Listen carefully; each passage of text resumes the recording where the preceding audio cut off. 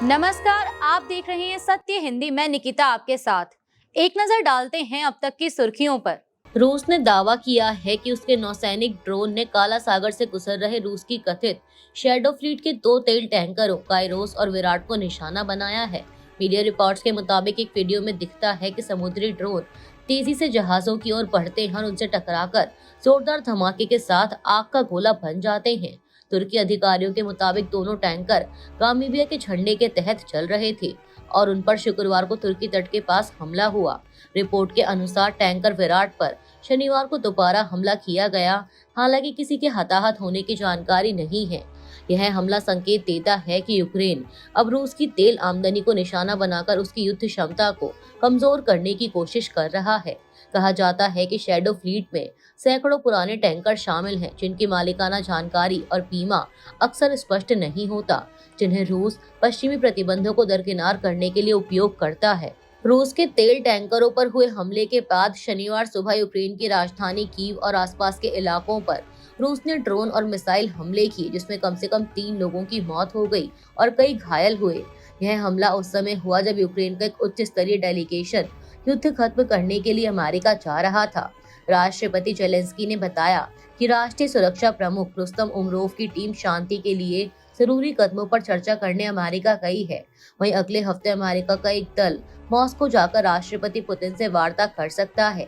Kyiv प्रशासन के अनुसार हमलों में 2 लोग कीव शहर में और एक महिला पहाड़ी इलाके में मारी गई।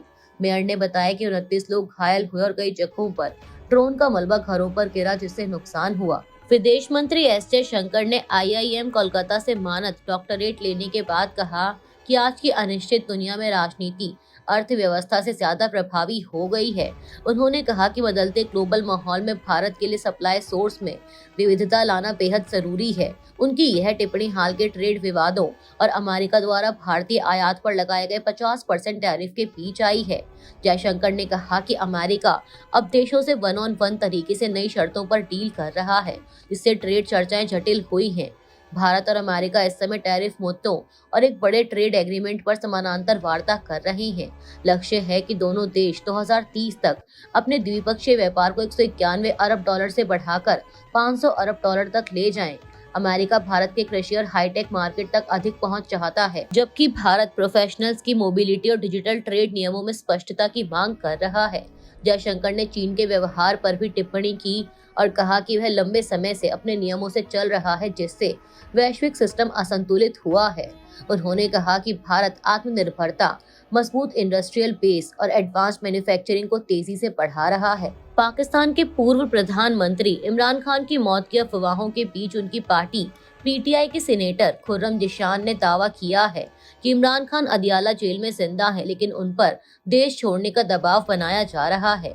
यह बयान तब आया जब इमरान के बेटे कासिम खान और परिवार ने उनके जिंदा होने का सबूत मांगा है। पिछले हफ्ते इमरान की बहन और बेटे ने चिंता जताई थी कि इमरान खान की जेल में मौत हो गई है या उन्हें मार दिया गया है, क्योंकि अदालत के आदेश के बावजूद परिवार को कई हफ्तों से उनसे मिलने नहीं दिया जा रहा। कासिम के मुताबिक इमरान खान 845 दिनों से हिरासत में हैं और पिछले 6 हफ्तों से उन्हें डेथ सेल में आइसोलेशन में रखा गया है, जहां न फोन कॉल की अनुमति है और न ही मुलाकात की। ANI से बात करते हुए सीनेटर जिशान ने कहा कि खान ठीक हैं, लेकिन उन्हें अकेले रखकर दबाव बनाया जा रहा है कि वे देश छोड़ दें। उन्होंने यह भी दावा किया कि इमरान खान किसी भी डील के लिए तैयार नहीं होंगे और पाकिस्तान नहीं छोड़ेंगे। नेशनल इन्वेस्टिगेशन एजेंसी यानी NIA ने दिल्ली के लाल किले के पास हुए कार ब्लास्ट के मामले में बड़ा कदम उठाते हुए उत्तराखंड के हल्द्वानी के बनभूलपुरा इलाके से 2 लोगों को गिरफ्तार किया है। गिरफ्तार आरोपियों में पिलाली मस्जिद के इमाम मोहम्मद आसिफ और इलेक्ट्रीशियन नजर कमाल शामिल हैं। अधिकारियों के मुताबिक दिल्ली पुलिस को ब्लास्ट के मुख्य आरोपी डॉक्टर उमर नबी से जुड़े एक मोबाइल नंबर की कॉल डिटेल से सुराग मिला था। इसी आधार पर NIA ने हल्द्वानी और दिल्ली पुलिस की मदद से शुक्रवार रात को दोनों को पकड़ा और पूछताछ के लिए दिल्ली ले गई। गिरफ्तारी के बाद पूरे बनभूलपुरा इलाके में भारी पुलिस बल तैनात किया गया और मस्जिद तथा इमाम के घर के आसपास सुरक्षा बढ़ाई गई। अधिकारियों ने बताया कि NIA और उत्तराखंड पुलिस की एक टीम नैनीताल की एक मस्जिद में भी पूछताछ करने गई। गौरतलब है कि 10 नवंबर को लाल किले के पास एक कार में हाई इंटेंसिटी ब्लास्ट हुआ था, जिसमें 10 से अधिक लोगों की मौत हुई थी और कई लोग घायल हुए थे। जमीयत उलेमा हिंद के अध्यक्ष मौलाना महमूद मदनी ने भोपाल में संगठन की गवर्निंग बॉडी मीटिंग के दौरान सुप्रीम कोर्ट पर सरकार के दबाव में काम करने का गंभीर आरोप लगाया। उन्होंने कहा कि यदि अदालत संविधान को पूरी तरह लागू नहीं कर पाती तो वह सुप्रीम कहलाने की हकदार नहीं है। मदनी ने दावा किया कि देश में इस्लाम और मुसलमानों के खिलाफ नफरत बढ़ रही है और जिहाद जैसे शब्दों को जानबूझकर आतंकवाद से जोड़ा जा रहा है। उन्होंने लव जिहाद, लैंड जिहाद जैसे शब्दों को बेबुनियाद बताया। मदनी ने आरोप लगाया कि मुसलमानों को धार्मिक पहचान, पहनावे और जीवन शैली के कारण निशाना बनाया जा रहा है और शिक्षा व रोजगार में भी रुकावटें बढ़ रही हैं। उन्होंने बुलडोजर कार्रवाई, मॉब लिंचिंग और हेट कैंपेन का भी मुद्दा उठाया। वहीं उनके बयानों पर बीजेपी ने कड़ी प्रतिक्रिया दी। मंत्री विश्वास सारंग ने कहा कि सुप्रीम कोर्ट और संविधान पर सवाल उठाना अपमान है। बीजेपी एमएलए रामेश्वर शर्मा ने कहा कि मंदिरों पर ऐतिहासिक आक्रमण दर्ज है और अदालतें यदि सुधार करती हैं तो इसमें गलत कुछ नहीं। शर्मा ने यह भी कहा कि यदि इस्लाम को बदनाम होने से रोकना है तो मदनी अपने समुदाय को गलत गतिविधियों से दूर रहने की सीख दें। चुनाव आयोग की स्पेशल इंटेंसिव रिवीजन यानी एसआईआर प्रक्रिया को लेकर पहले बिहार में सख्त रुख अपनाने वाली बीजेपी ने अब पश्चिम बंगाल में अपना सुर नरम कर लिया है। बिहार चुनावों से पहले बीजेपी का कहना था कि एसआईआर से घुसपैठी और बांग्लादेश से आए लोगों को हटाया जा सकेगा, जबकि विपक्ष ने आरोप लगाया था कि मुस्लिम वोटरों को टारगेट किया जा रहा है। लेकिन बंगाल में एसआईआर शुरू होते ही बीजेपी ने कहा कि पार्टी राष्ट्रवादी मुसलमानों के खिलाफ नहीं है। इंडियन एक्सप्रेस की एक रिपोर्ट के मुताबिक बीजेपी नेताओं का मानना है कि बंगाल में मुस्लिम आबादी लगभग 30% है और कई सीटों पर उनका वोट अहम हो सकता है। इसलिए पार्टी अब उन मुसलमानों को जोड़ने की कोशिश कर रही है जो टीएमसी से नाराज हैं। नए राज्य अध्यक्ष समीक भट्टाचार्य और विपक्ष के नेता शुवेंदु अधिकारी भी हिंदू मुस्लिम ध्रुवीकरण पर अपनी भाषा नरम कर रहे हैं। बीजेपी का दावा है कि एसआईआर केवल अवैध घुसपैठियों और रोहिंग्याओं को हटाने के लिए है, न कि भारतीय मुसलमानों के खिलाफ।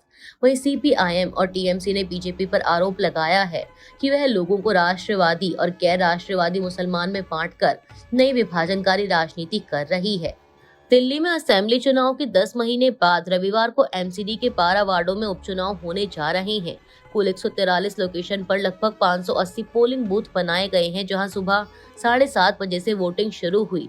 चुनाव को सुचारू रूप से कराने के लिए 2300 से अधिक पोल अधिकारी और 2800 सुरक्षा कर्मी तैनात किए गए हैं।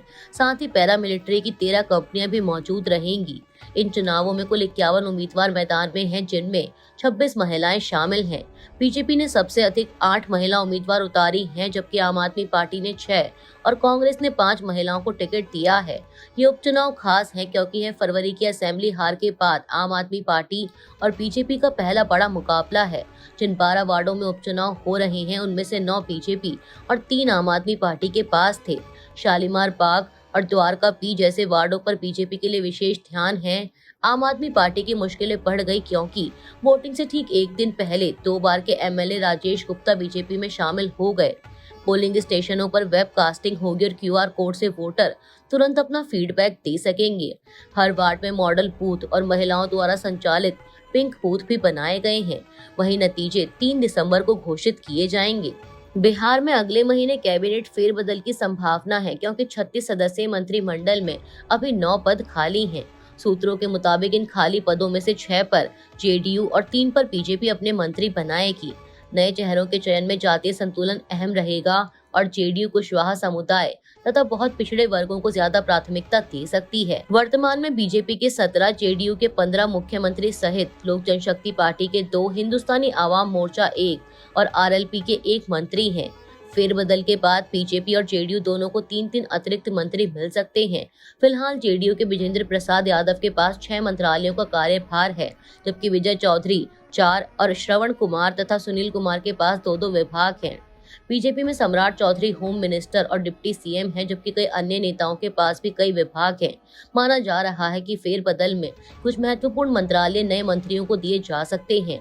इधर जेडीयू पर अन्य पार्टियों के विधायक तोड़ने के आरोप लगे हैं, लेकिन पार्टी ने इसे सिरे से खारिज किया और कहा कि उसे किसी को तोड़ने की जरूरत नहीं है। साइक्लोन दितवा रविवार को तमिलनाडु और पुडुचेरी तट के समानांतर आगे बढ़ रहा है, जिससे दोनों जगहों पर तेज हवाओं के साथ भारी बारिश होने की संभावना है।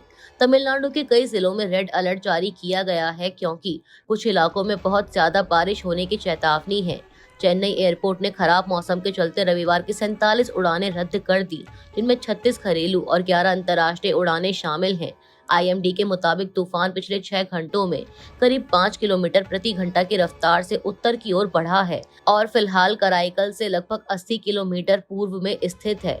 अगले 24 घंटों में इसके तट के बेहद नजदीक से गुजरने की उम्मीद है। कुड्डालोर, नागपट्टिनम, विल्लुपुरम, चेंगलपट्टू और पुडुचेरी में बहुत भारी बारिश हो सकती है। आंध्र प्रदेश, केरल और तेलंगाना में भी कई जगह हल्की से भारी बारिश की संभावना जताई गई है। लोगों को घरों में रहने और मछुआरों को समुद्र से दूर रहने की सलाह दी गई है। गजा में इसराइल की सैन्य कार्रवाई जारी है और हमास द्वारा संचालित स्वास्थ्य मंत्रालय का दावा है कि अब तक 70,000 से अधिक फिलिस्तीनी मारे जा चुके हैं। यह आंकड़ा उस समय आया है जब इसराइल और हमास के बीच 10 अक्टूबर से युद्ध विराम लागू है, लेकिन इसके बावजूद मौतों की संख्या बढ़ रही है। इसराइल का कहना है कि युद्ध विराम तोड़ने की कई घटनाओं के बाद उसने हवाई हमले किए और कई शव अब भी मलबे से निकाले जा रहे हैं। शनिवार को इस्राएली ड्रोन हमले में 2 युवा भाई फदी और जुमा अबू अस्सी की मौत हुई जब वे लकड़ी इकट्ठा कर रहे थे। IDF ने मीडिया को बताया कि उन्होंने उन 2 संदिग्धों को निशाना बनाया था जो येलो लाइन पार कर गए थे।